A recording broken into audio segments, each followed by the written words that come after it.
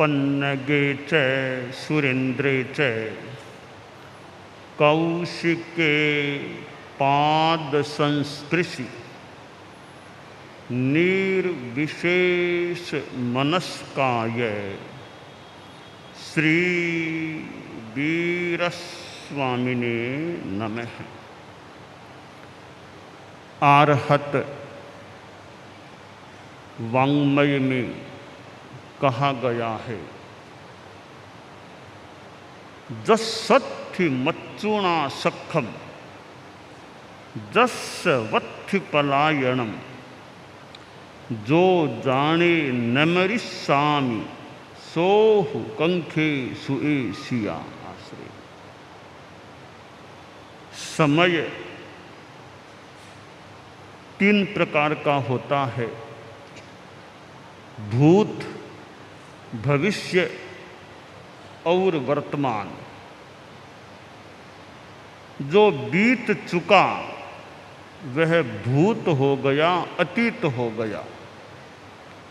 जो अब तक आया नहीं है वह भविष्य है, अनागत है। और वर्तमान में जो समय बीत रहा है, वर्तमान है, वह काल, प्रेजेंट, वर्तमान होता है। यूं एक समय है वह वर्तमान है। जैन दर्शन में समय का एक पारिभाषिक सा या पारिभाषिक अर्थ है कि इतना लघुतम समय कि हम एक आंख का यूं निमेष करें, इतने में संभवतः असंख्य समय बीत जाते हैं। एक सेकंड में भी संभवतः असंख्य समय बीत जाते हैं। इतना छोटा लघुतम समय होता है। सामान्यतया समय का मतलब है काल, अवधि, टाइम। तो समय जो बीत गया, बीत गई सो बात गई, वो तो चला गया। अब अच्छा बुरा जैसे भी हमारे लिए रहा, वह समय तो बीत गया। अब भविष्य में जो समय है, हम उसके लिए सतर्क हो सकते हैं कि भविष्य में जो समय हमें मिले उसका हम बढ़िया उपयोग करें। और वर्तमान में जो समय है, जो जैन दर्शन वाला एक समय है, वो तो अत्यंत सूक्ष्म है। उसका तो हमें पता भी चलना मुश्किल है या असंभव है। हम वर्तमान कि आज का जो दिन है उसको हम दिनों के हिसाब से वर्तमान दिन मान लें। जैसे आज 11 मई है अथवा वैशाख शुक्ला चतुर्थी है, तो 11 मई दिनांकों के हिसाब से आज की वर्तमान दिनांक है। अथवा वैशाख शुक्ला चतुर्थी तिथि के हिसाब से मान लें आज वर्तमान दिन है। तो हम वर्तमान में जो दिन है हमारे पास है, उसका हम बढ़िया उपयोग करें। और भविष्य में जो समय हमें मिले उसका भी बढ़िया उपयोग करने का मनोभाव रखें। आदमी कई बार आलस्य कर लेता है और आलस्य के कारण वह करणीय कार्य को पेंडिंग छोड़ देता है, आगे के लिए छोड़ देता है कि आगे देखेंगे, आगे करेंगे, कल कर लेंगे, कल कर लेंगे। तो अच्छा काम है, आज किया जा सकता है, धर्म का काम है, कल्याणकारी काम है, कर सकते हैं आज। आलस्य के कारण उसको लंबित करना चाहते हैं, तो वैसा न करके आज ही बढ़िया काम, धर्म का काम कर ले कि उठिए नोपमाये, उठ गए हो अब प्रमाद मत करो। तो क्या कल कर लेंगे, कल कर लेंगे, ये कल पर छोड़ना, ये कल पर छोड़ने की बात किसके लिए ठीक है? शास्त्र में कहा गया कि कल पर छोड़ दो, कल कर लेंगे, कल देखेंगे, ये कल कल कल कल का विचार 3 आदमी कर सकते हैं। वो करें तो संगत बात हो सकती है, फिर है असंभव। कैसे? शास्त्र में बताया गया कि जस सत्थि मच्चुणा सखम, अगर किसी की मौत के साथ दोस्ती हो जाए और ऐसी दोस्ती कि मौत आती दिखेगी तो मैं कह दूंगा हम तो दोस्त हैं, मुझे छोड़ दो, मेरे पास मत आना, तो मौत कभी भी मुझे नहीं उठाएगी, क्योंकि मौत मेरी दोस्त है, मित्र है। ऐसी मित्रता मौत के साथ हो कि मौत मुझे नहीं उठाएगी, तो भले कल की बात करो न करो, कोई खास बात नहीं है, आज भले मत करो, कोई खास बात नहीं। एक दूसरा आदमी कहता है कि मैं दौड़ने में बड़ा तेज हूँ, मौत इधर से आती दिखेगी, मैं इधर से भाग जाऊंगा, मौत इतनी तेज नहीं चल पाएगी जितना मैं तेज दौड़ता हूँ, मौत मुझे पकड़ भी नहीं पाएगी, नावड़ भी नहीं पाएगी, मेरे तक आ भी नहीं पाएगी, क्योंकि मैं दौड़ने में बड़ा तेज हूँ, इसलिए मौत के हाथ नहीं आऊँगा, कभी नहीं मरूंगा। एक तीसरा आदमी मान लें कहता है जो जाने न मरिष्यामि, वह कहता है मैं तो कभी मरूंगा ही नहीं, मैं तो दुनिया में अमर आदमी हूँ, मैं अमर हूँ। अमरचंद नाम तो किसी का हो सकता है, अमर कुमार, अमर सेन, नाम अमर भले हो जाए, आसातना न हो। देवों को भी अमर कहा गया है, पर देवों का भी आयुष्य कभी न कभी पूरा हो जाता है, उनको भी वहाँ से या तो मनुष्य गति में या तिर्यंच गति में आना पड़ता है। तो अमर दुनिया में कोई होता नहीं इस सदेह रूप में। और तो क्या, कल अक्षय तृतीया का कार्यक्रम हुआ, भगवान ऋषभ ने तपस्या का पालना कल के दिन किया। इतने बड़े महापुरुष थे, परंतु परम प्रभु ऋषभ भी एक दिन निर्वाण को प्राप्त हो गए। सदेह रूप में वे भी अमर नहीं रह सके, और भी तीर्थंकर और चले गए। कल मुनि श्री सुमेरमल जी स्वामी लाडनू, जो हमारे धर्म संघ में मंत्री मुनि भी बनाए गए थे, उनका भी कल के दिन महाप्रस्थान हुआ था। 5 वर्ष पहले कल के दिन, अक्षय तृतीया के दिन जयपुर में उनका काल धर्म प्राप्ति का क्रम बन गया था। इस नश्वर देह को वे भी छोड़ गए थे।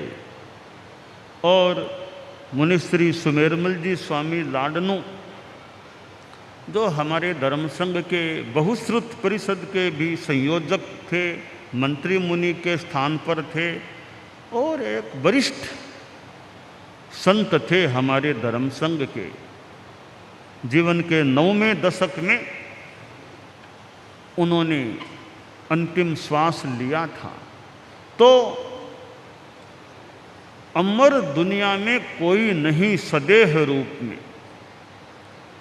तो ऐसी स्थिति में अच्छे कार्य को जो आज किया जा सकता है आराम से, आलस्यवश उसको कल पर छोड़ देना,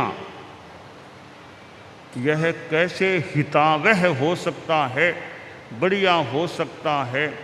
अब कल का क्या भरोसा, कल आ जाए हमारे लिए इस जीवन काल में, कल किसी को न भी मिले, कल आए ही नहीं तो क्या पता। क्योंकि यह मृत्यु है, होनी तो निश्चित है, पर कब होगी यह कई बार हमारे लिए अनिश्चित बात होती है कि मृत्यु का कब आगमन होगा। और एक दृष्टि से बढ़िया बात है, पहले पता नहीं चलता, पहले पता नहीं चलना भी बढ़िया है। क्योंकि पहले पता चल जाए तो फिर आदमी के दिमाग में वो बात और वो कायरता, कमजोरी, भय लगना, ऐसी स्थिति भी मान लो बन जाए तो मौत का पहले पता नहीं चलना भी एक दृष्टि से सृष्टि की अच्छी व्यवस्था है। तो काल और कल, काल धर्म यह मृत्यु और कल, तो काल और कल, कल का पता नहीं और काल का भी पता नहीं। कई बार अज्ञात रहते हैं, काल कब आ जाएगा अज्ञात है, कल आएगा या नहीं आएगा हमारे लिए क्या पता, आ जाए किसी के, किन्हीं के न भी आए। इसलिए कि अच्छे कार्य के लिए जो आज किया जा सकता है, उचित है, उसे कल के लिए नहीं छोड़े। यतः विरजेत ततः प्रव्रजेत, विरक्ति आ गई तो प्रव्रज्या की दिशा में आगे बढ़ जाओ। तो यह समय है, हम समय का बढ़िया उपयोग करने का प्रयास करें। यह संसार, इसमें जन्म मरण का क्रम चलता है। पुनरपि जननम पुनरपि मरणम पुनरपि जननी जठरे शयनम, ऐसा यह संसार है, बार बार जन्म बार बार मरण का क्रम चलता है। वह समय महान होगा हमारे लिए मानो जब जन्म मरण के सर्किल से, चक्र से हमेशा के लिए मुक्त हो जाएंगे और सिद्धत्व को उपलब्ध हो जाएंगे। यह सिद्धावस्था भगवान ऋषभ ने प्राप्त की।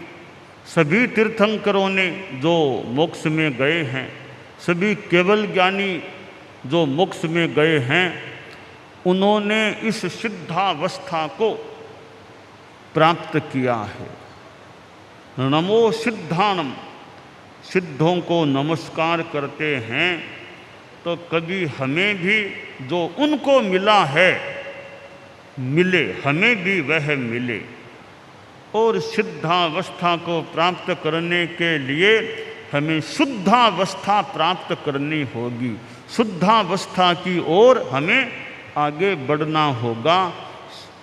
शुद्ध बने, शुद्ध ज्योतिर्मय निरामय रूप अपने आप माएं। हमारा जो शुद्ध स्वरूप है, ज्योतिर्मय स्वरूप है, निरामय निरोग स्वरूप है, हम उसको प्राप्त करने का प्रयास करें। अरहत वंदना में भाव भीनी यह वंदना भगवान चरणों में चढ़ाएं, जो गीत गाया जाता है। 4 इसमें पद्य हैं, 4 पद्यों में बातें बताई गई हैं कि वो कैसे शुद्ध ज्योतिर्मय निरामय अवस्था कैसे मिल सकती है। ज्ञान से निज को निहारें, दृष्टि से निज को निखारें, आचरण की उर्वरा में लक्ष्य तरुवल लहलहाए। सम्यक ज्ञान, सम्यक दर्शन और सम्यक आचरण, चारित्र, इन तीनों की साधना करने से वह शुद्ध ज्योतिर्मय निरामय स्वरूप हमारा जो है वह हमें प्राप्त हो सकता है। तो ज्ञान दर्शन चारित्र की आराधना। और 4 पद्यों में अनेक बातें बताई गई हैं कि सत्य में आस्था अचल हो, सच्चाई के प्रति हमारी आस्था अचल हो, हम डावाडोल न बने। और बिंदु भी हम सिंधु भी, हम बिंदु भी हैं, सिंधु भी हैं, भक्त भी हैं, भगवान भी हैं। हमारे अनेक रूप हैं। किसी दृष्टि से हम भक्त हैं तो हमारे भीतर भगवान का स्वरूप भी है। धर्म है समता हमारा, कर्म समतामय हमारा, साम्य योगी बिन हृदय में स्रोत समता का पाए। कि समता की साधना करें। समता हमारा धर्म है। हमारा हर कर्म, हर आचरण समतामय हो। हम साम्य योगी बन जाएं, समता में रहने वाले बन जाएं। तो समता योगी बन जाएंगे तो फिर सिद्ध स्वरूप भी हमें कभी प्राप्त हो सकेगा। तो ये जो समय बीत रहा है, समय का प्रवाह बह रहा है, इस समय के प्रवाह का हम उपयोग करें कि मेरा हर दिन अच्छा बीते। मैं हर दिन धर्म की साधना करता रहूं, कर्म करूं, आचरण करूं, वह अच्छा करूं। तो दुनिया का बढ़िया आदमी वह है जिसका समय बढ़िया बीतता है। जो समय का बढ़िया उपयोग करता है वह बढ़िया आदमी है। जो समय का घटिया उपयोग करता है वह घटिया आदमी होता है।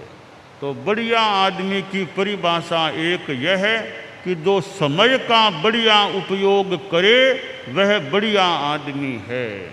जो समय का घटिया उपयोग करे वह घटिया आदमी हो जाता है। तो हम बढ़िया बने, उसके लिए समय का हम बढ़िया उपयोग करने का प्रयास करें।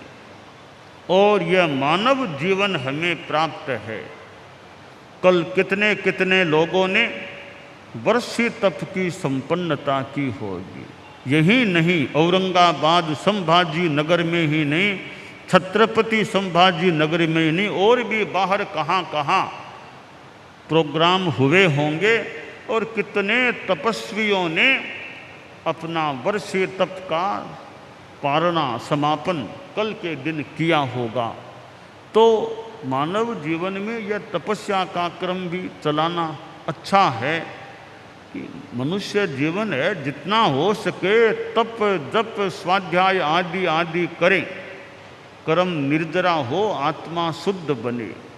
तो यह वर्षीय तप की साधना भी एक आत्मशुद्धि की दृष्टि से उपक्रम है। और पिछले वर्ष किया है और अगले वर्ष के लिए और तैयार हो जाना। पीछे कर लिया, अगले साल और वर्षीय तप का मानस संकल्प बना लेना, यह भी अच्छी बात है भी कि आगे और वर्षीय तप करना है। और गृहस्थ लोग वर्षीय तप के साथ वो जप स्वाध्याय आदि आदि की आराधना करते हैं तो अच्छी एक अनुष्ठान की स्थिति बन सकती है। और उपवास, फिर एक दिन खाना, फिर उपवास, इससे जो क्रम है या जो तपस्या है वह कितनी महिमा, कितनी श्रृंगारित मंडित हो जाती है। तब अन्य नियमों का भी साथ में आराधन किया जाता है, पालन किया जाता है। परम पूज्य भगवान महावीर जो 24 तीर्थंकरों में अंतिम तीर्थंकर हुए और इसी वैशाख महीने के शुक्ल पक्ष में यानी वैशाख शुक्ला दशमी को उन्होंने केवल ज्ञान को प्राप्त किया, केवल दर्शन को प्राप्त किया, अर्थात सिद्धावस्था के कितने निकट पहुंच गए थे वैशाख महीने की शुक्ला दशमी के दिन। और फिर हमारे आचार्य परंपरा में जो आचार्य हुए हैं, आचार्य भिक्षु हमारे धर्म संघ के पहले गुरु आद्य आचार्य हुए हैं।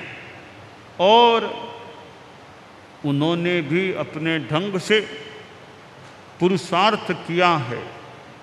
और हमारे प्रथम अनुशास्ता, प्रथम अधिशास्ता, प्रथम गुरुदेव आचार्य भिक्षु, उन्होंने अपना पुरुषार्थ पराक्रम किया। और उनके उत्तरवर्ती आचार्य फिर गुरुदेव तुलसी, जो हमारे धर्म संघ के 9वें आचार्य हुए, सबसे ज़्यादा आचार्य काल गुरुदेव तुलसी का रहा। बहुत छोटी उम्र में, करीब 22 वर्ष की उम्र में आचार्य बन गए। लगभग 82-83 वर्ष का उनका आचार्य काल रहा। और इस आचार्य काल में उन्होंने कितना अपना प्रयत्न किया, पुरुषार्थ किया, कितनी यात्राएं की, कितना धर्म प्रचार का मानव कार्य किया।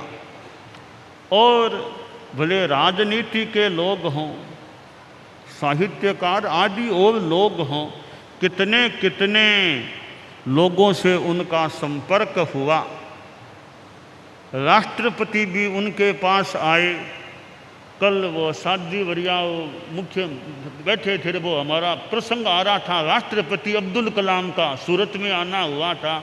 तब बात चली, गुरुदेव तुलसी के पास राष्ट्रपति जेल सिंह जी आए थे। संभवतः 2 बार तो मुझे याद आ रहा है। एक बार तो सिरियारी में आए थे, एक बार उदयपुर में आए थे। ऐसी 2 बार की तो मुझे स्मृति है कि उनके पास आए थे। तो राष्ट्रपति भी उनके पास आए और वे भी राष्ट्रपति भवन में संभवतः पधारे थे। प्रधानमंत्रियों से, राजीव गांधी प्रधानमंत्री थे, तब गुरुदेव के पास दिल्ली में अनुव्रत भवन में आए थे राजीव गांधी। और भी ऐसे प्रधानमंत्रियों से, नरसिंह राव, कितने प्रधानमंत्री से उनका मिलना हुआ। यानी बड़े बड़े जो राजनीति के लोग हैं उनसे भी संपर्क हुआ। सामान्य ग्रामीण जनता, गांवों के लोग, उनसे भी संपर्क। मानो झोंपड़ी, एक इधर गरीबों की झोंपड़ियाँ, इधर राष्ट्रपति जैसे उनके भवन। तो उन्होंने अपना पुरुषार्थ किया।